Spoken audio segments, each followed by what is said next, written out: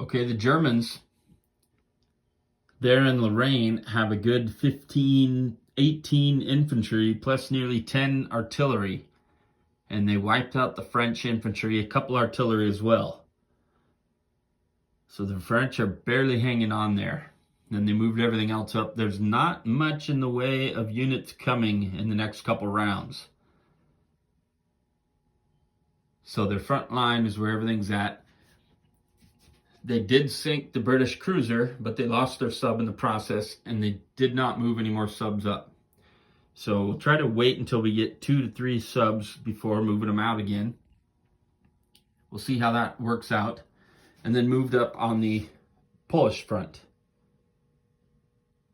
I suppose I did not even think about Galicia here. I'm not sure now that I have to go back and look at the video. Did I have units here in Prussia or in Silesia? Not really sure. For some reason, I didn't even think about attacking there. I know we only had 1 infantry in Poland. But they took Denmark and moved everything else up. So the Germans are in good position. The French now are building all infantry and an artillery. And they, of course, are going to move in where the Germans moved out on the Gold Coast. And they are going to attack everything they can in Picardy and Burgundy and what's left in Lorraine. The reason being, what do they have there? 5, 10, 11, 12, 13, 14 infantry, which they, good chance they'll lose all of them. But they also got 5, 6, 7 artillery. They will have air superiority here. So what they're hoping to do is damage the Germans enough that the Germans cannot make an offensive here, because they just don't have a lot of artillery or infantry coming. So that is the hope. Take the advantage now of having the air superiority, because in the games I've been playing, the Allies just have not had that.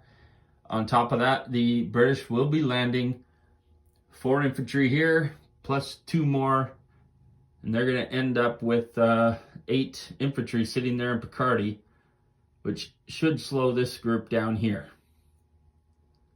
It might be a risky attack, but I think it is an opportunity that they need to take. So we'll see how the French turn turns out. Of course, all these battleships here need to go somewhere and get repaired. We'll see how that works out. So the French attack into Lorraine did not go as well as we'd hoped.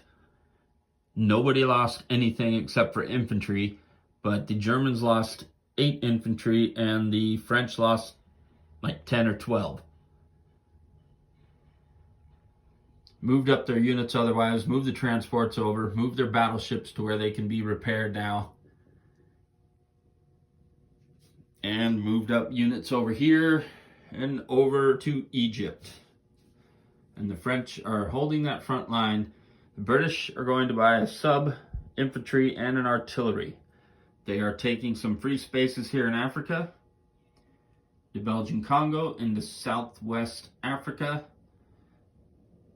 and over in the Middle East. They are transporting to Transjordan 2 infantry, as well as the one that's already there, and everything in Arabia. That is the only attack there. And there are no other attacks.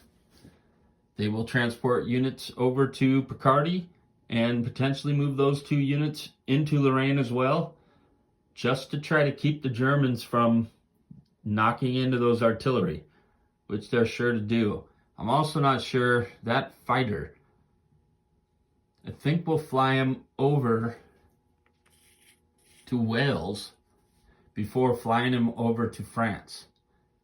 Because in previous games, landing them in Picardy just kept getting them killed. And the Allies rarely got air superiority like they did right here. But this fighter next round is surely going to move out. I don't think the Germans will be able to kill enough stuff to kill that fighter. But we'll see. If they're willing to risk their own artillery, they might do it. We'll see what happens on the British turn. They're going to move an infantry or 2 up to Kazakhstan, Still not going to attack Persia, because if they attack, what's waiting for them in Mesopotamia is more units than they have. So we're going to hold off on that. That is it for now. See what happens.